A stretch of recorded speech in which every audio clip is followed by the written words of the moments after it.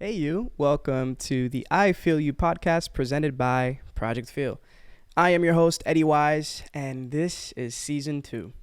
As most of you may know, we do 2 versions of this podcast. There's audio, so you find that on Spotify, Apple Podcasts, Google, everywhere podcasts are found.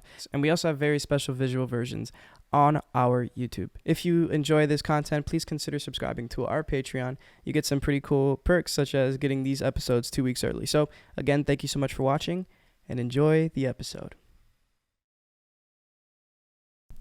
Great. Hello. Hi. Hi. Thank you so much for being here, Haley. Thanks for having me. Yeah, I really do appreciate it. It is an honor. It's a pleasure. And for those of you who don't know, this is Haley Jakobson. She lives here in Brooklyn, New York. You're a writer. Mm-hmm. And in her work, she explores mental health and wellness, queerness, sex and trauma, and bodies. Haley's debut novel, Old Enough, is forthcoming from Penguin Random House and will be available at your local bookstores summer 2023.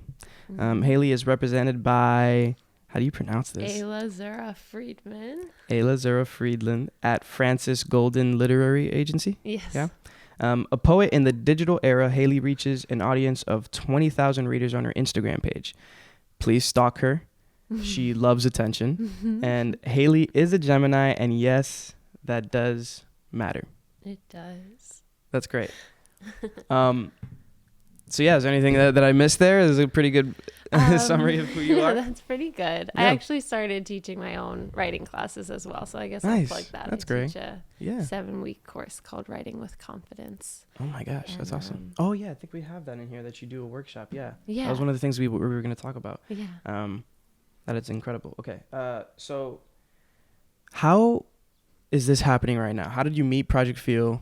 I know people who are watching probably know you from the Fear event that we Yes. had. Yeah. But I don't know about like how we even reached out to you or how we met you or something. I don't know. I like those connections though. So Through Sam. Sam, no way, lifer. Yeah. So Sam and gosh. I went on this like student travel trip when I was going in, I was the summer before college, and I think he's a bit younger than I am. Yeah. And we met then, so like, you know, we were little babies, and then I guess we just kind of kept up over Instagram, and I think he's gotten acquainted with my writing, and I definitely, before the pandemic, I was performing at So Far Sounds and different events like that. That's great. And so I think he just thought of me for it. And That I is was so so cool. thrilled. It was like my first like poetry reading, you know, probably since the pandemic. So Yeah. that was awesome and so it's fun. so exciting. Yeah. That was a first for us as well. It was our first if I'm thinking correctly, our first indoor event since Lifer. Wow. Before the pandemic, we had an event with Sam. Oh, yeah. And it was like, you know, his band. It was a beautiful event. We had an opener and everything, and it was like sick. But that was the last one. And then Fear Wow. coming back was the. So yeah, full That's circle. so cool. Look Full at that. circle. Look at that. That's so cool. I had no idea that it was Sam. Well, I was a part of all the meetings, so I should have probably known that Sam introduced you to us. Well, y'all had a lot of people there. I'm sure it was like Yeah. a lot to juggle. It was such a cool event. Oh my gosh, it's those events. So much planning goes into it. Luckily, we have a pretty good team, and the size of the team is pretty good too. Yeah. So we get to like delegate. But that's really cool. I'm glad you were at that event. How did you feel about performing there? Like, what was it like? Because there was a pretty good crowd. It was like a Yeah. good audience. They also loved you. It was great. I felt very, very lucky. Everyone was so supportive. Yeah. It was great. I mean, y'all have curated such a, I mean, you know, when you go into a space and you can just feel like that there's like an electric current of creativity, like a hum. I felt that so quickly. And to be honest, like, I wouldn't say that I'm jaded, but you know, there are for sure events that I've been invited to where I show up and I'm sort of like, okay, like I'm going to have to bring the energy. That's fine. I did not feel like I had to do that by any means. And my artistic background is in theater more than anything else. Yeah. And so it just it reminded me of that feeling, the best feeling when you're with like a huge group of collaborators and it just feels like everyone is so excited about the work that they're doing. And I know that a lot of those people were guests, but a lot of them were your community at Project Feel, and I could just tell. So it was so fun. That's awesome. I'm so glad. My background is also in theater. Oh, really? Yeah.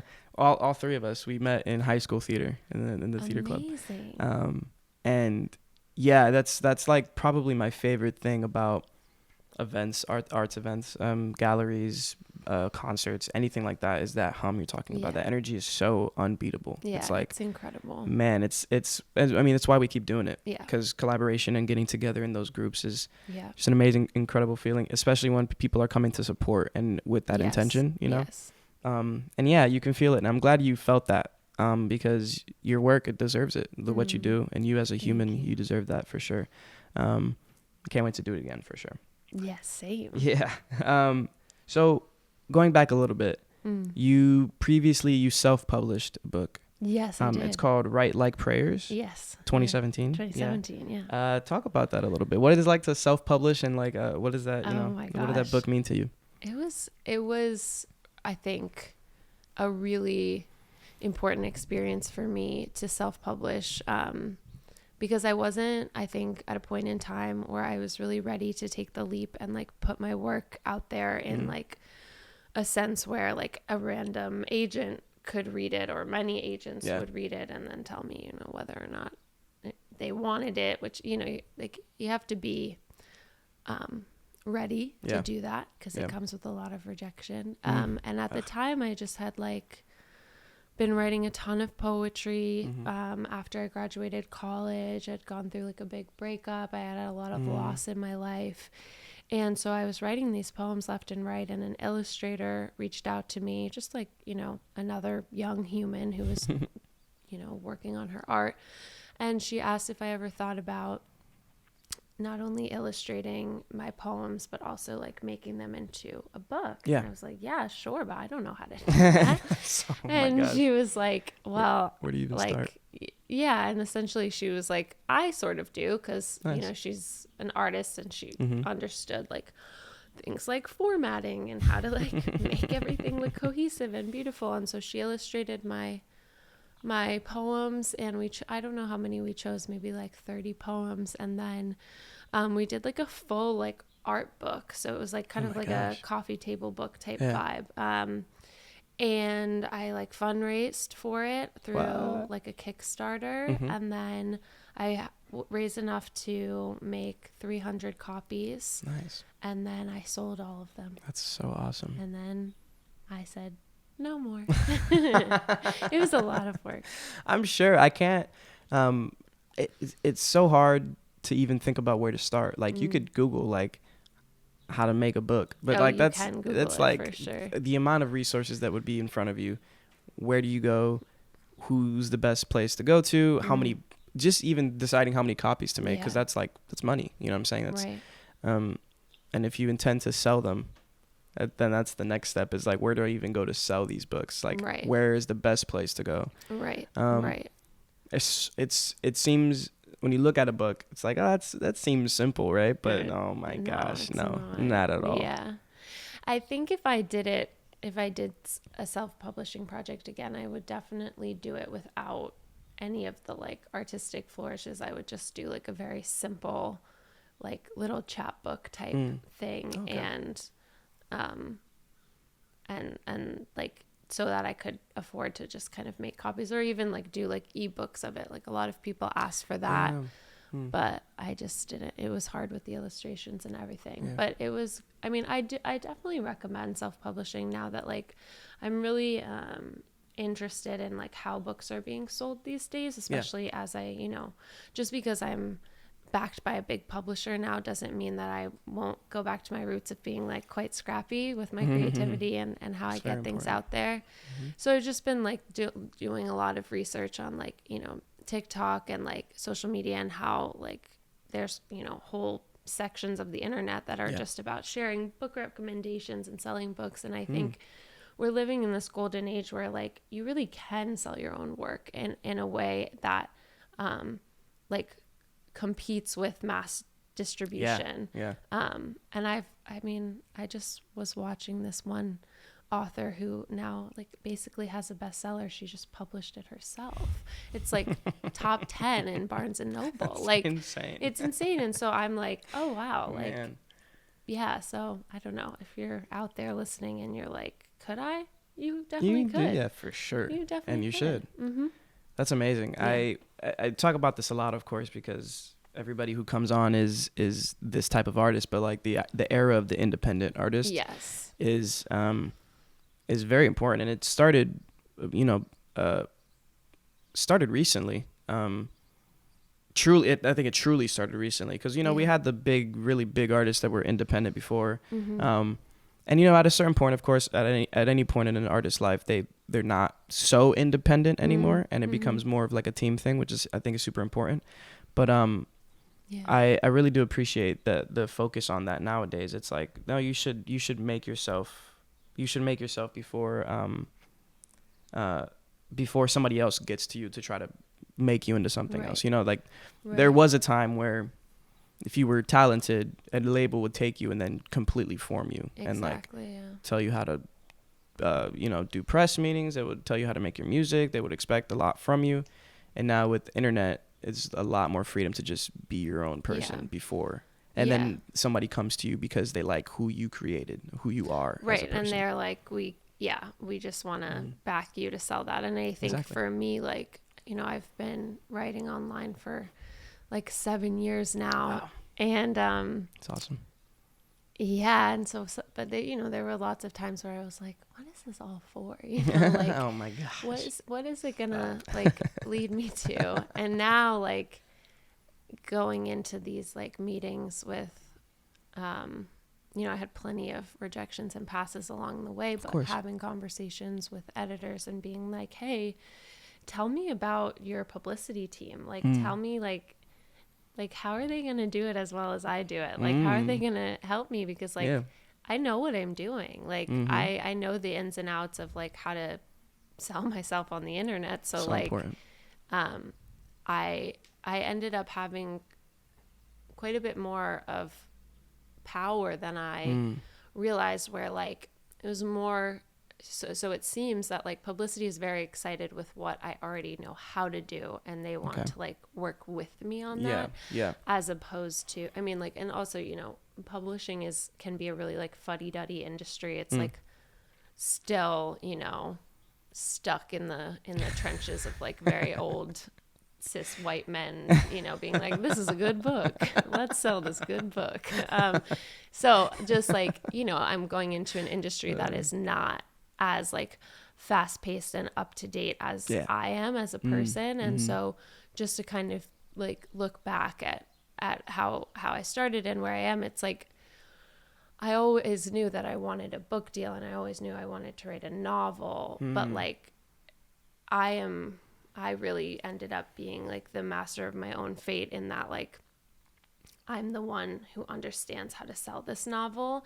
I just needed some help, which is a really good feeling. It makes me feel like autonomous, even though like I just, all I like said to myself over the past couple of years is just like, I just need some help. Yeah. Like, that's all. I'm a little tired of being so scrappy and individualistic. Like, I just would like some help. Yeah, for sure. Of course. That's super important. I think to have power in those rooms is like, that comes with the work. There's like nothing that prepares you for that, except for doing the thing, you know? Yeah. And that's so true. And understanding just what it takes.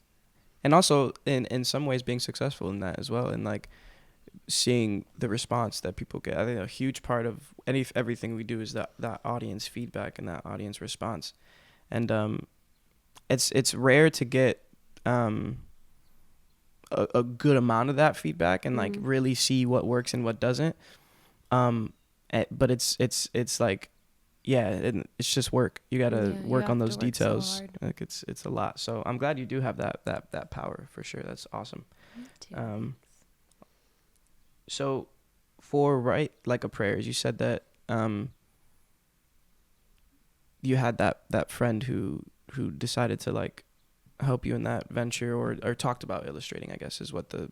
Yeah, she just reached out to me because we didn't really know each other. She found me online. Okay. She wanted to illustrate my poems. Yeah. Yeah. That's awesome. And what was the for that book, was it just you said you had a bunch of poems, right? Was there like an inspiration to for the book? Like was there like, oh, I'm gonna look for these kinds of poems and then put them together, or... Oh, they were like, very like on theme with what I was going through. It was a lot about like, loss and rebirth, and it was cool. We actually took, like, I had, on the day that my ex-boyfriend and I broke up, I bought this like tiny little succulent plant. It's like, crying in the grocery store being like, I'd like to buy this. And I brought it home, and then I had that succulent forever, and it like grew a lot. It like grew like a weed. And so I was just sort of like talking about that with her one day, and she was like, why don't we use that image of the succulent to like delineate like almost like chapters of the book, like it's starting very small and it growing bigger halfway through, and then at the very end being sort of like the tallest version of this plant. And so it very like naturally broke it all up. Yeah, that's a great concept as well. Currently I'm learning a lot about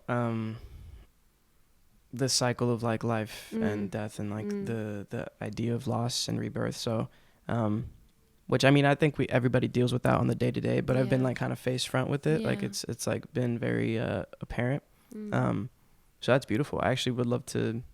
Is there a way to read that book or that poetry book? I have like 3 copies. You do? Okay, cool. I would love to. I can show it to you. I would love to see it. For sure. And on to the new. Okay, you have a book. A book.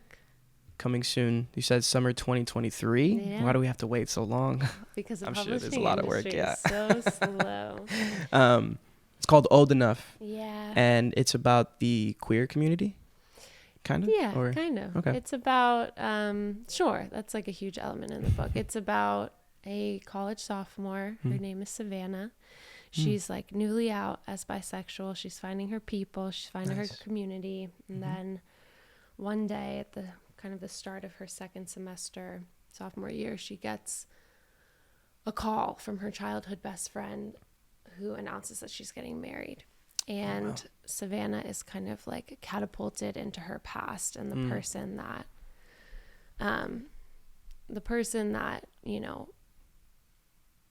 made all these promises to her best friend when she was very, very young, as we often do with the people that we grow with. And so she's forced to reckon with some real trauma that came up in her past, sexual trauma. And the sort of question of the book is like whether or not you can hold on to friendships that have experienced like severe uprooting because of trauma. And this wedding is sort of the ticking time bomb of like, can Savannah go because she knows that her abuser will be there, and the abuser is inextricably linked to her childhood best friend Izzy. Wow. Is this, what a story. Is is this so this is a novel, like this is a book. This isn't like just a poetry book. Well, no, shade to poetry books. It's a poetry book for sure. Novel. It's like a story. 300-page. Oh my gosh. Full that is story incredible. arc novel. How long did it take you to write that? It took me 9 months. 9 months. Mm-hmm. Was it just like flowing? Like it just was like it was. The story has been living in me for a long time. I wrote like the really difficult parts that dealt directly with the abuse years ago. Like I would say like a chunk of like 40 pages, and then I just left it because I was like, that's a lot. Who knows? Tough. And then during the pandemic, I was just like, what is the thing that I always have wanted to do more than anything? The answer is so easy for me. It's always, write a novel, be a novelist. And I knew I had those 40 pages, and I sort of knew what I would like the book to be. Yeah. And so I was like, let's do it. Because the book is a retrospective. It goes back in time to when Savannah was 16 and the kind of things that led up to her assault. Yeah. And then it wow. switches to the perspective of Savannah at 19 in school. And, that's only 3 years. It's going to be so, wow. Oh yeah, 3 years, but like big 3 years. But But what I wrote in the pandemic was the entirety of her, the college chapters. And it was just so amazing to write I came out as bisexual later in my life, like 24. And so I wasn't out in college, which I should have been because I was in theater school. Like it would have been a good place to that would have been a good out. start. Yeah. So I got to write this like world and like just really like show the power of like chosen family and queer community. And she gets to have this like massive crush on this like dorky non-binary human who's just like, quickly becomes just like, a magnet for all of her joy and fear and confusion. And just like it's as much as the book deals with heavy subject matter, it is really a story about like being held by your community, and it's really fun, and I've been told it's really funny. And nice. So okay, that's great. it's a lot of things all in one. That's beautiful. Yeah, that is so exciting. It's a massive accomplishment to finish a book and like publish a book. Like that's like every time I think about that or I read a book, I'm like, I'm just looking at the words. I'm like, just the sheer amount of words. I can't, like, it's almost hard to fathom sometimes. So I have a lot of respect for people who do that. So I'm very excited to read that book. Man, it's summer 2023. I know. Jeez. But okay. it'll be a good like big pride launch, and it's gonna be a huge.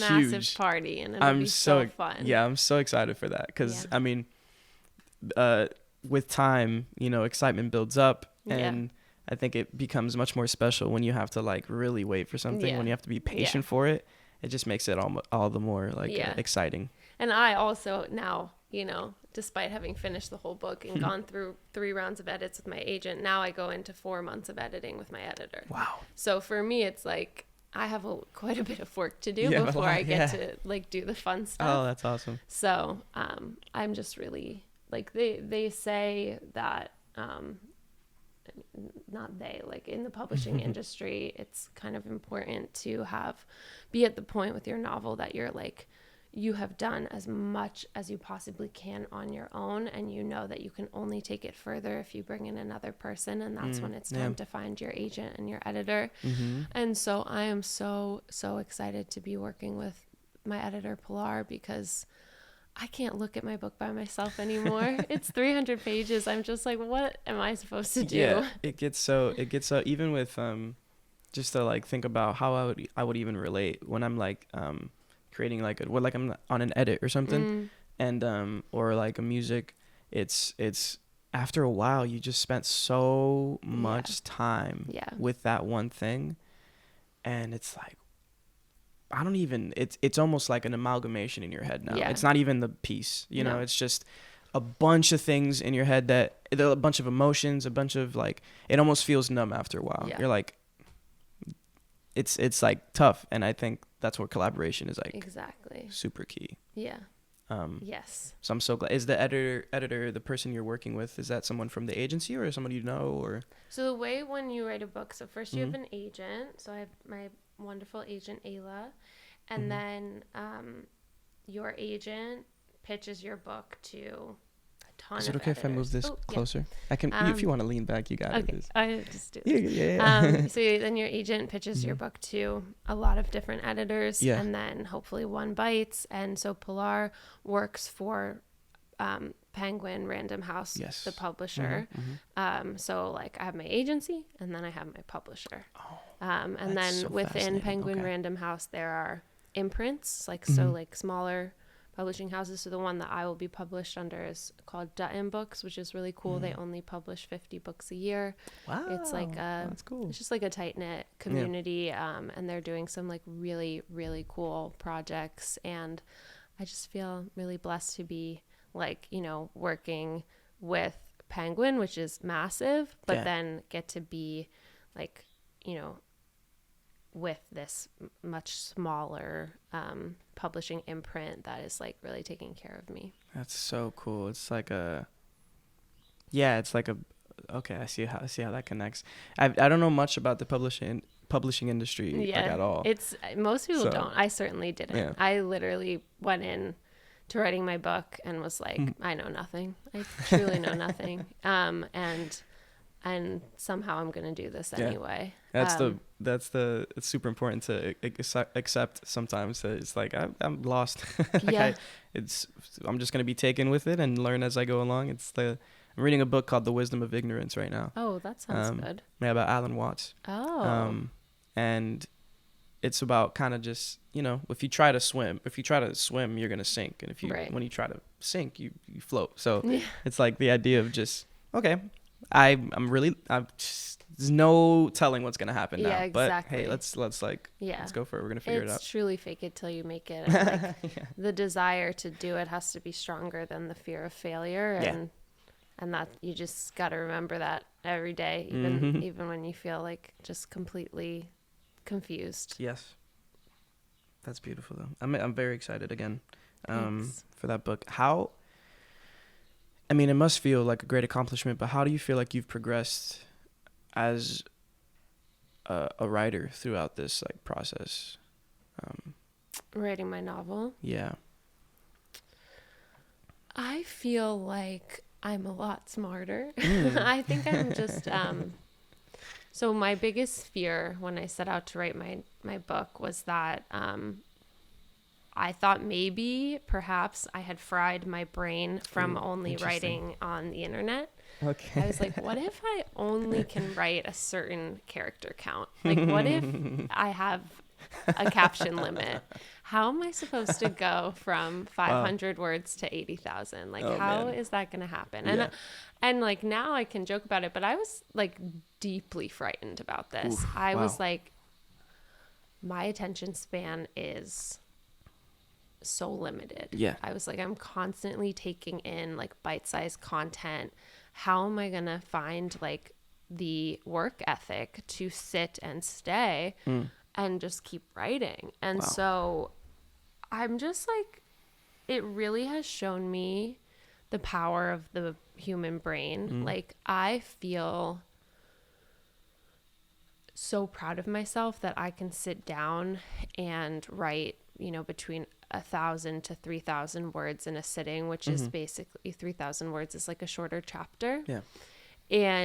But I knew I had to teach my brain how to do that again because I hadn't written long form since college. And so because of that, like I feel like, you know, talent goes so far, creativity goes so far, but if you can't find a container for your creativity, if you can't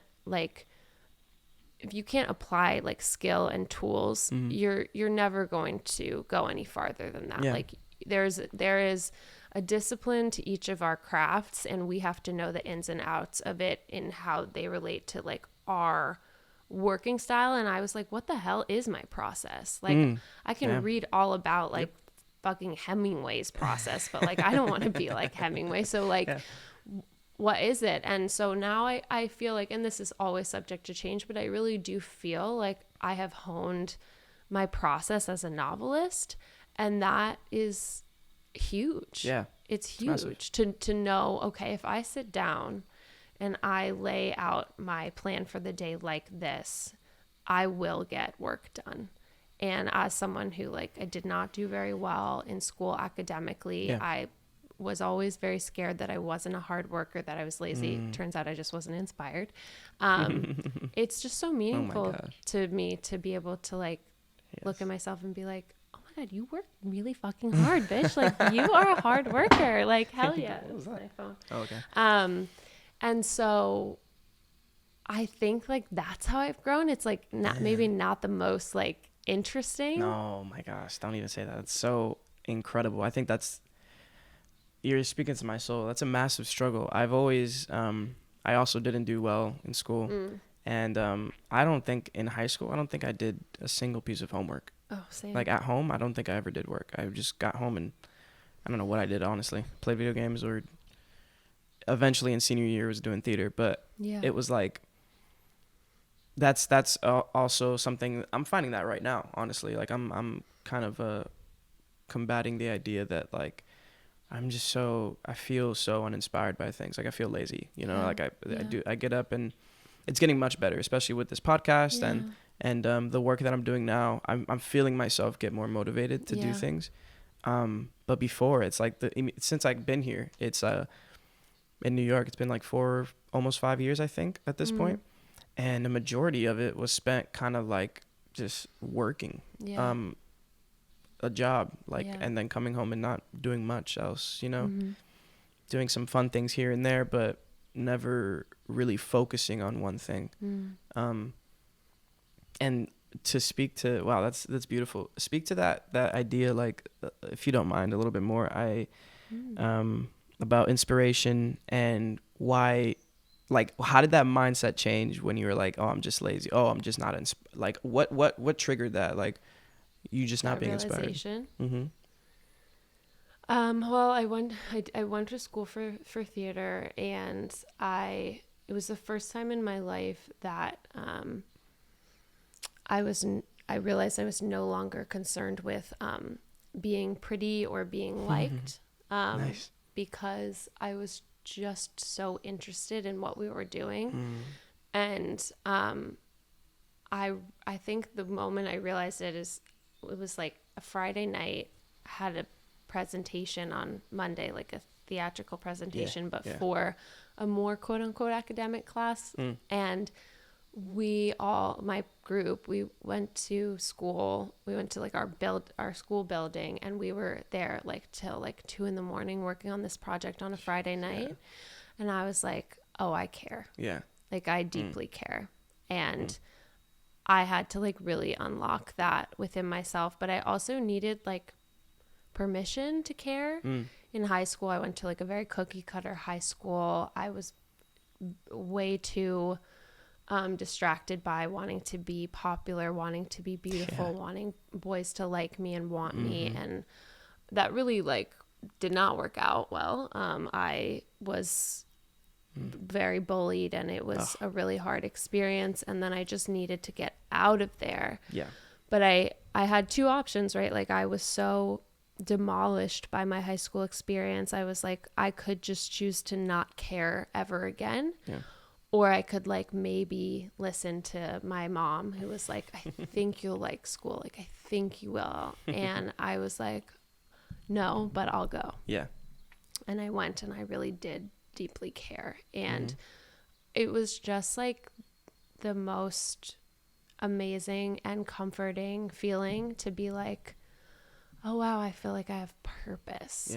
And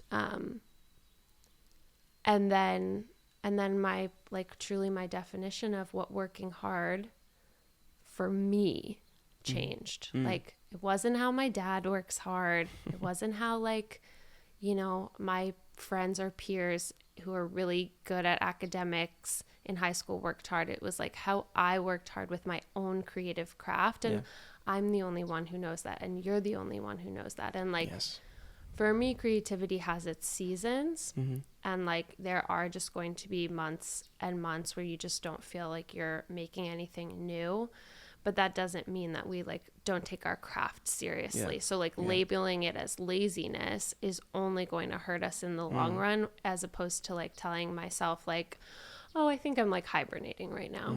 It's all in there. It's just like a little sleepy. So like, let's just wait till the spring. You know what I mean? Beautiful. That's how I try to change how I talk to myself about my own work. I love that, because it's so, just being an artist is so different than everything else. Specifically academics, the academia. It's like the way you process anything is, it's like, it's, you know, because a lot of it is outside coming in, but art is like, it's that, but it's also mostly, you know, coming out things, how you process the outside world. And that's like a really weird skill to develop. To hone, yeah. It's like a muscle that it's a bizarre. lot of people don't really like. Expression and your perspective is something that people don't often think about. So that's beautiful. How do you talk about these kinds of things in your workshop? Oh yeah. We talk about it all the time. Yeah. So I teach this 7-week writing workshop called Writing with Confidence. It's exactly what you think it is. And it's for writers who are like, well, it's for people who would like to call themselves writers but are still having hang-ups about it. It's for people who, you know, have the desire to get their work out there, but lack quote unquote confidence, which I usually break down in the first class or two that like, it's really not about confidence. It's about skill, which is what you and I are talking about now. It's like when we are equipped with tools to do our own work, confidence just kind of stems from that because we don't feel like we're just absolutely flailing anymore. So I have the students really work on, one, building a community with each other, which is just based on like an endless flow of love and support. Like I was like, I basically tell them the most rigorous thing about this class is learning how to support your peers. Like that, I am most strict about that. I want you to treat how you are workshopping other people's writers like it is the most serious thing you've ever done, because to give feedback with grace, intelligence, and like precision is such an important skill. Because being negative or critical is like the easiest thing. We're taught how to do that from birth. Like for sure. So that's lazy. It's like, how can you truly uplift your community of writers so that then they can do the same for you? So we focus a lot on that, and then we really do focus on process, cultivating a writing schedule, changing the like inner dialogue of how we talk to ourselves about our craft, really getting into that like nitty-gritty of like, where did I learn all of these like things that make me believe that I am not who I say that I want to be? Like, was it a random teacher I had in the 3rd grade? Was it like something I saw on a TV show? Was it something like my Uncle Mark said offhand when he had like 3 drinks at dinner? Like, where did it come from? Because we need to look at it and we need to shake hands with it, and then we need to say like goodbye. Because it's not helping. So we talk about so many things in that class, but people always ask me how I'm so confident. And so I thought I should teach a class about how it actually has nothing to do with confidence. Confidence is like something other people perceive in you. Yeah, true. It's a prescribed thing. It's like somebody will. Right. Yeah, it's funny, and it's totally outside of you in most cases. Right. So how like it's, you know, people who are always like focus on yourself. It's like okay, so what can you focus on? Like, and if you would like to be perceived as confident, okay, I can give you some tools. Yeah, for sure. That's awesome. Where do you teach this workshop? Like, where is this? Zoom. Virtual? Yeah, it's a Zoom. So I actually awesome. have like students from all over. I have students in Canada. It's like that's so so cool. random, but I love it. Yeah, I really didn't know if I was going to like teaching, but I absolutely love it. Like, I feel like so called to it. Like, that's beautiful. It like makes me giddy. So yeah. Is this like a thing that you access through like a school or something, or is it just like a public like workshop that I just started it? It's your own my thing? Instagram. Yeah, it's just like that's awesome. I was like, okay, I'll teach a class. Let's go. That is so cool. Yeah, so I announce the class through my newsletter. It's first come, first serve. Wow. Like 14 students, 1 scholarship. Hopefully in the future, when I am a little bit more financially settled, I can do more scholarships. Yeah, for sure, of course. And if you email me and I see it before someone else, you're in. Wow. Yeah. That is so cool. Thanks. It sounds like, because but when you talk about it, it sounds like it's like an accredited course, like you're at, like, you know, right, you're doing this and that, and it's right? like that's confidence. perfect. That's like, exactly why not? what it is. Yeah. Like, why then, shouldn't I be exactly, an accredited course? Exactly. I've been writing for my whole life. Like, yeah, I could teach you about it. Yeah, exactly. That's so great. And that's like going back to what we were talking about in the beginning. It's like we are in that era of like, I don't need a degree for this. Yeah. I don't have an MFA. That is so awesome. Thanks. And I'm sure it's a beautiful class too. That's very exciting. They're everyone who's taken it so far, so they just like endlessly inspire me. Yeah. I love it so much. I'm sure that I know a good amount of writer friends who are going to be interested in that. So I hope so. Yeah, I would love. Yeah, it'd be sick. Yeah, it's so beautiful. So what inspires the so some of your art and a lot of the poetry that I've heard from you and that I've seen, and it seems like in your new novel as well, sexuality has to do a lot with your themes. Is that, why is that? What brings that, into your work? Well, I think so, like, I have, quite a few identities that would kind of bleed into the way that I think about and sort of process sexuality. One is that I am a survivor. Two is that I'm bisexual. And so I guess those are two right now. I'm sure there are more. And three is just that I'm a woman. And so I identify as a woman, but I also identify as a femme person. And so I think it's been a long journey, and it continues, of like unpacking, my desire from like what is desired from me. I have felt what is desired from me from men for a very long time. Yeah. And it took me, until I was 24 to realize that, like, I actually did not in fact live to like exist for a man. But with that realization came a lot of exhaustion, came a lot of questioning, came a lot of like, okay, so now that I am no longer in that hamster wheel, like what are my own thoughts? What are my own beliefs? Like, what kind of woman do I want to be? What kind of sexual person do I want to be? And, with that came my queerness, my attraction to all genders, not just men, not just cis men, rather.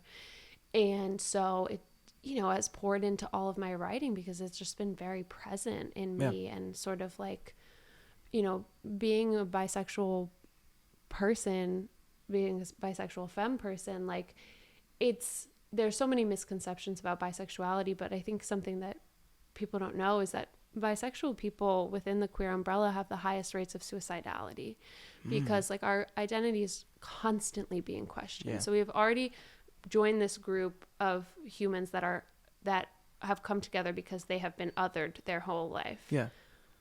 But then within that community, we continue to be othered because we are not picking like one label. And that's, it comes with so much, and it's so confusing. And I think I'm at a point in my journey though with my sexuality where I'm just like, I just want to like celebrate. I just want to celebrate it. And like part of that celebration is just like letting myself be kind of like angry and like controversial. And I think like for me, poetry is like just a really great way to express all those elements that make me. And like, I think within my poems, especially those exploring my sexuality, like I want to show all parts of me. So like, they're sexy and they're funny and they're silly and they're touching and they're also very angry. And, and like, that's what it is to be a bisexual person. Like, we are constantly living in the realm of fluidity. Like, nothing is ever certain, which is very hard because we want control over our identity. For sure. It's human nature. And so like being bisexual is constantly coming to terms with like, I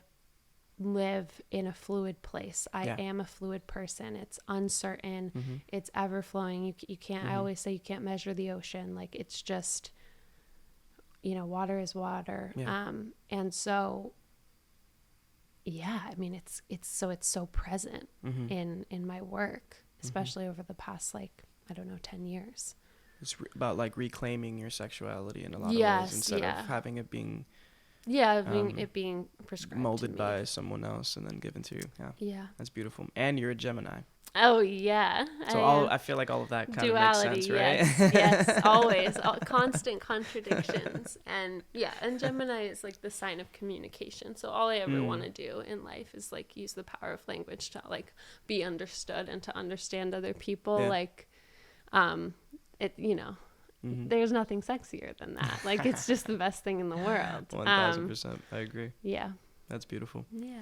A lot of, I got to a section in my book that was talking about the Wisdom of Ignorance book, talking about the idea of language and how it's progressed. Yeah. And how important it is to acknowledge what language is as a construct, especially when it comes to our own sexuality and like it doesn't speak on sexuality, but it kind of talks about religion, so it kind of like it definitely so talking about language and how important it is and how far we've gotten with it, but then also how far we push it to make it mean like everything. And where money doesn't mean like money isn't food, and how we've kind of equated the two, and where the more money you have, the more stability you have, right? Even if you're not nurturing yourself properly. When money can get you food, but it is not the food. It doesn't have the same perishability, it doesn't have the same edibility, and it doesn't change. It's just money. And so the power of language in that way is like, it's a beautiful thing. And I think that it's time to like kind of bring it back and ground it a little bit more and recognize that there's a real reality. And that I think with the internet, what it's done is that it makes words everything. So on the internet, the word is the word, and the word has every bit of weight to it that a real object can have. And that's dangerous. It is. And I think something that I think about a lot is like how much language is a privilege. Like to expect that everyone is going to have the same ability to communicate is a really dangerous and harmful idea, because, you know, I'm someone who has had access to therapy and school, and I speak French. And so like I have an understanding of language that has been like taught to me and that I've been privileged to have. I'm an avid reader, but like I can't expect everyone to, one, care about it, and two, to like everyone is, you know, where they at in their own journey of how they choose to communicate. And like something I think that is really difficult about the internet is it just sort of like expects you to know everything already, all the languages, like, all the words, all the phrases, especially when, you know, it's with the rise of cancel culture and with the like expectation of like understanding every nuance of like community care and like being anti-capitalistic and being quote unquote woke and like making sure you're the best anti-racist ever, and like it's very hard, and it leaves very little room to be like, and by the way, like you might have to study this a little bit. Like, there might be some vocab words you need to put on flashcards. Like you actually need to know before you say. Because I think there's just this crazy expectation. Like literacy is learned. Like you have to learn. Yeah. So like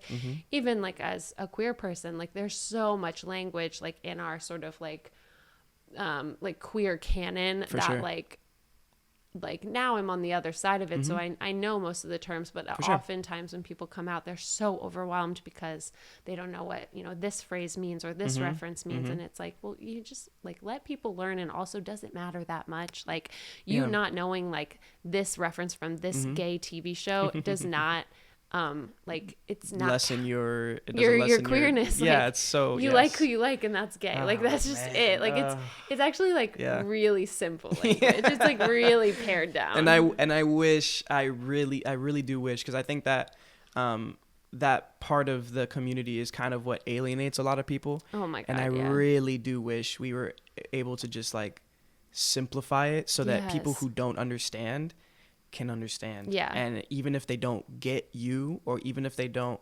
understand what you've been through, it's okay, as long as they know. Yeah. They know who you are, right. You know? Well, there's just like got to be that recognition of like, I am a person. You are a person. I have feelings. You have feelings. We can try to talk. We're not even there. Right. Yeah, like it's just crazy. Like, it's just, we've like really, that's why I say like language is a privilege. Like we can't wield it against each other like that. It's just, it's really classist. Yeah. It really doesn't make any sense. My gosh. We're just flinging words at each other that have no meaning, but in our circles have like so much dense. Especially in the bubble of like, New it's York. So crazy. Yeah, oh my gosh. And like the bubble of like artistic people in New York. I've been trying to, I haven't been doing too actively, but I try to combat that when I can, because especially on, and it's a terrible, it's not a great place to be for this kind of conversation, but like Twitter is like a cesspool sometimes. It really is. And I try my best. I actually recently I got into a bit of a Twitter argument, and my tweet got a stupid amount of likes for no reason. I hate that it did, but it's basically like this person that was just like spouting all of these very hateful things about men, about America, about what was it? It was mostly about America government and like, you know, and it was like there were arguments behind her that you could connect to what she was saying, but she was using language like third world country with a Gucci belt, describing America. I'm like, the language that you're using doesn't even, the fact that you're using those terms doesn't even, it already discredits anything you're gonna say because of how classist that statement is, just on its face. Right. Trying to say that, and not to get too complicated, but like there's a lot of hatred going on around about the conditions that we live in America, and I'm like, this is like one of the greatest countries in the world, and we're afforded a lot of freedoms, and the fact that we're able to speak like this about our country, because there are problems that we desperately need to fix, but it doesn't come from like Twitter hate, like it doesn't come from like your woke activism about just basically just shitting on everything that we value in society. It doesn't come from that, and it's so true. And I think like these kinds of conversations, they really don't happen in person. They happen online. And so like it is just really interesting to me that like so much of our communication does happen online. And I'm saying nothing new, but like I think especially with the pandemic, like being together in person again has just like taught me over and over that people just want a nice hug. They would like to share some snacks. They would like to talk to each other. And maybe they want to get into a discussion, but there's not a lot of vitriol. Like there's, exactly. We're not like, we're not out here just like spewing hate. Right. Like, we're just sort of like, hi. Hey, what's up? Like, cause like, and so it's, the discourse can get really, really dicey when people are behind a computer screen. Especially online, And I just, sometimes with those people, I just wonder like, are you hungry? Like, do you need to take a nap? Like, babe, what's happening right now? Like, did you get sunlight today? For sure. I love those questions too. I'm just gonna start asking like, are you okay? I love that. Even in my own life, like I can't be trusted if I haven't had a sandwich. Oh my gosh, me too. My coffee in the morning is vital. Like I can't function sometimes. It's like, and then that's all I need, and I'm like happy as hell. I'm like good. I'm like, I'm not depressed anymore. It's like, it's a good day. We just need put some food in my stomach. Yeah. Tasted good. Like yesterday, I had like a mac and cheese, and I was not about it. I was like, this is bland. It's out of a box. It tastes terrible, and I was just sad. You were just, oh my god, life sucks. Devastated. I was thinking about current events going on around the world. I was thinking about the book that I'm reading about death and everything, like the cycle and my religion, my roots and everything. And I was like, and then I just had I had a good some pad say from a Thai shop, and it was delicious, and I was like, okay. And everything was everything so much faded better. away. Man, I was like, I'm happy now. Yeah, we are simple at our root. We are animals, and we forget that. For sure. Yeah. It's beautiful. Okay, so we're getting to the end of the podcast, so now we're going to ask the Patreon questions, if that's cool with you. I can't wait. Let's do it. Okay. First one.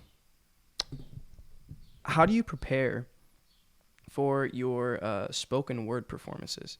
Like, do you have a pre-show ritual that you stick with, that you do all the time, or do you just like go with it?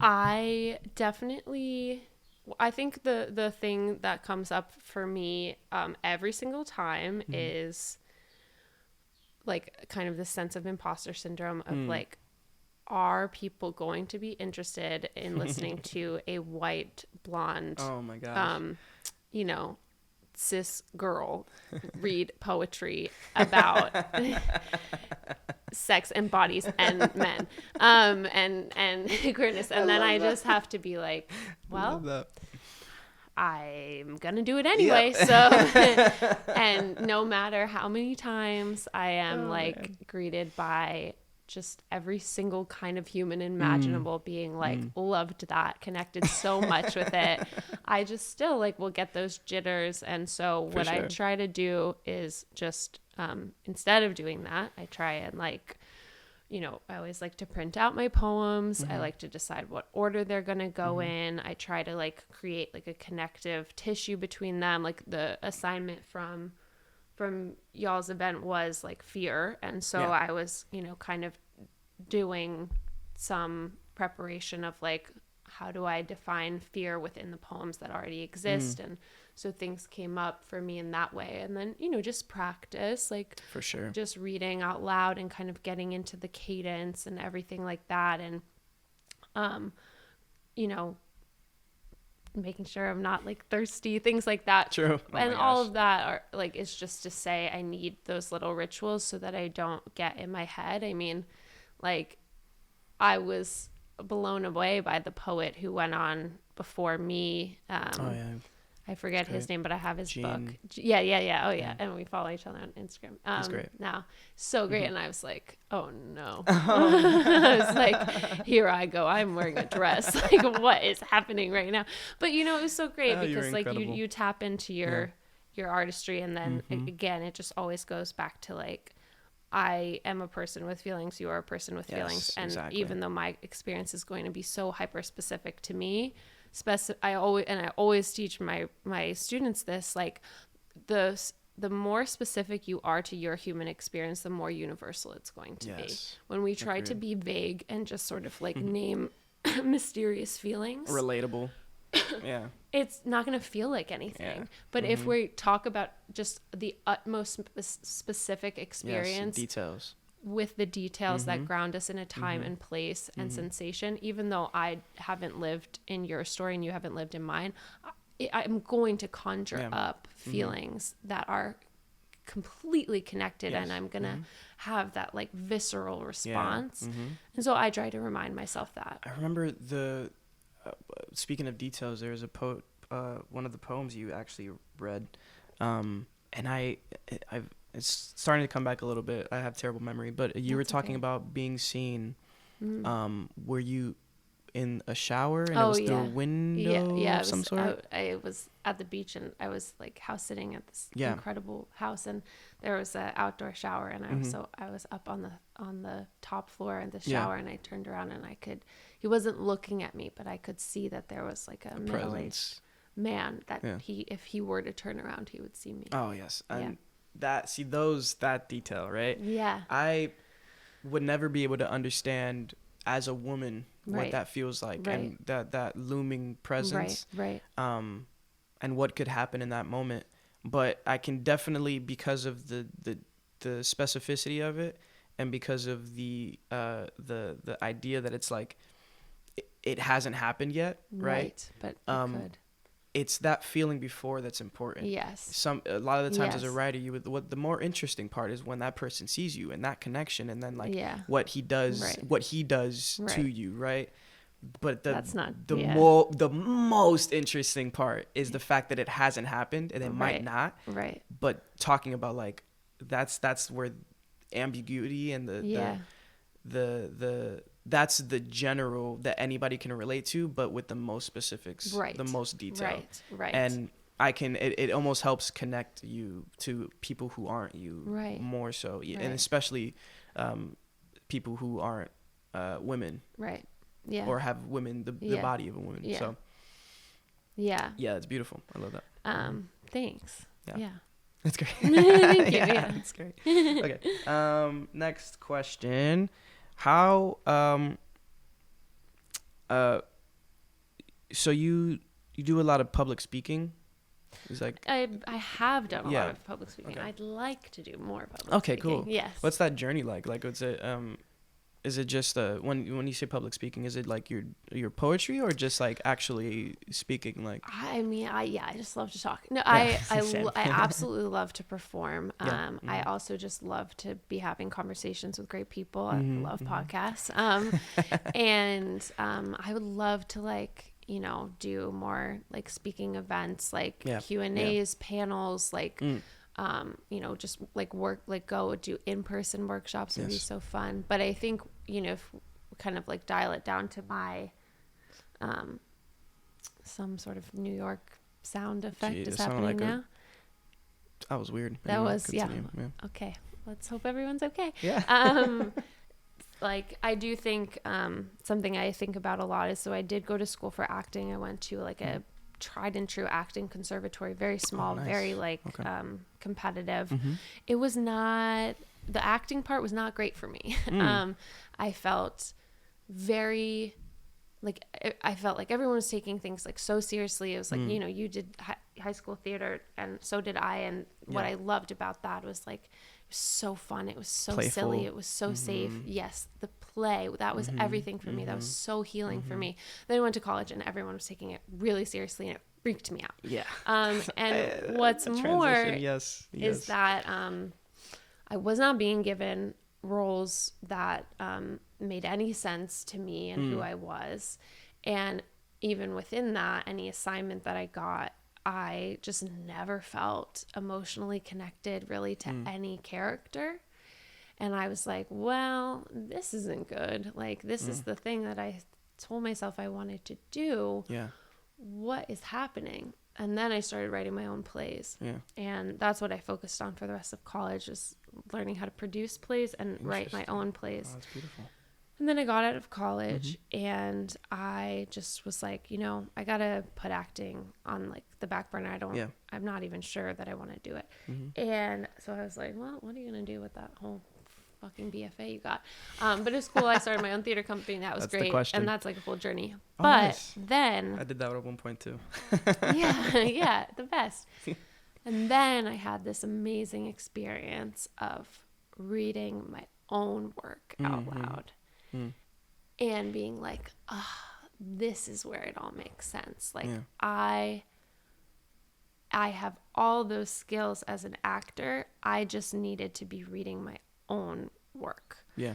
And so now, like, my relationship to performing is like what I imagine actors feel like all the time, where you just feel so connected to what you're reading and performing, and you feel just absolutely inside the words. Yes. I don't think I really had that as an actor.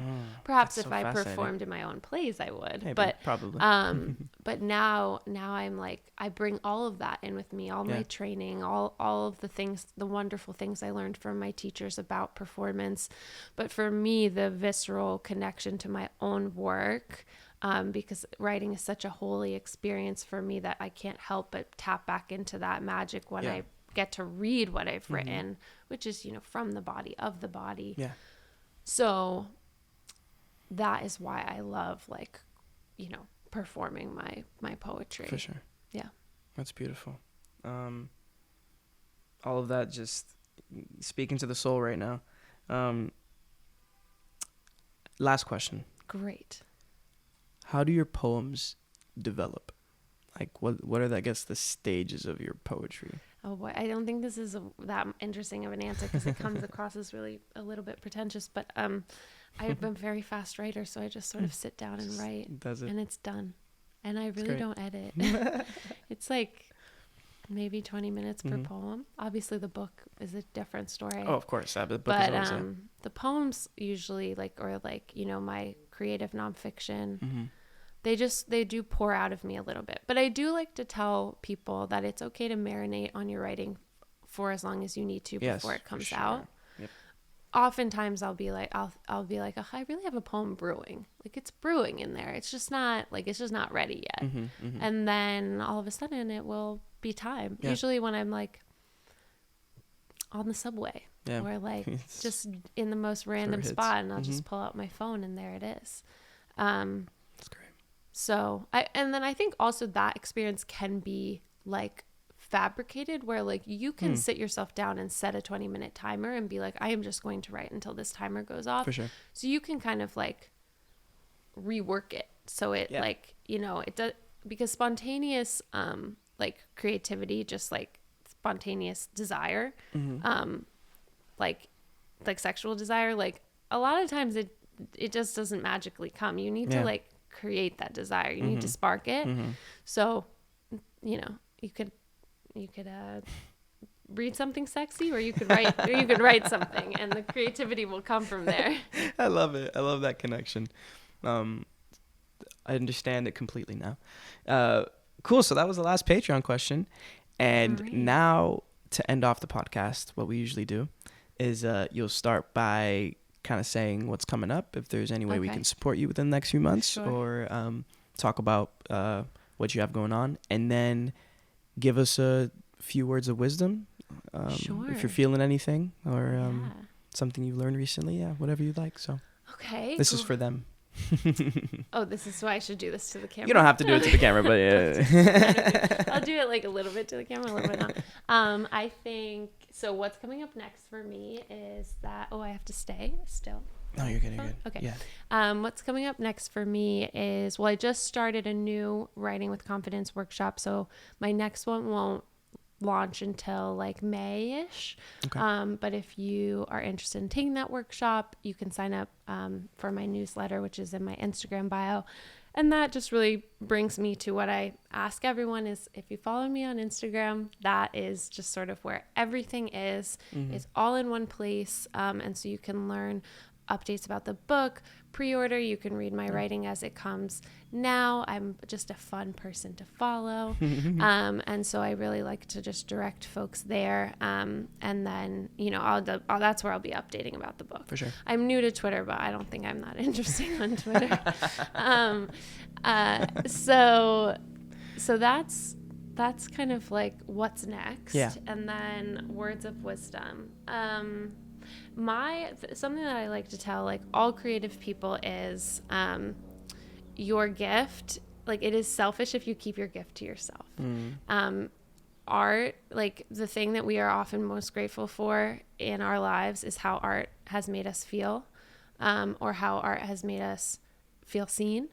And if you know that you're just like sitting on your gift and you have like all of these sort of like internal thoughts of like, well, I'm not as good as this person, or like, oh, no one cares, or oh, it's selfish to like want to make money from my art, whatever. That's actually like really selfish thoughts, because you're hurting other people by not putting your beautiful work in the world. And so I think it's our responsibility as artists to do our work to quell that inner critic so we can get to work and give the people what they want. The same thing that you want. We all want our favorite, you know, we all want Rihanna to come back and give us new music. We're waiting on it, you know, like, so don't hold back.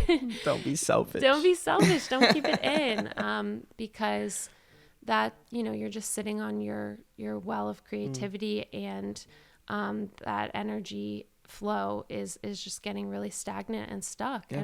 And you, if you have a gift, you owe it to us to share. If you are the kind of artist who in your deepest desires would like your work to be consumed by other people, not all artists feel that way. But if you are that person, and many of us are, don't hold it back. Don't keep it from us. Agreed. Yeah. I feel you. Yeah. Sorry. No, it's okay. Thank you so much for being on the show, Haley. You're I really so do welcome. appreciate it. Yeah, cool. Of course. Bye. Okay, goodbye.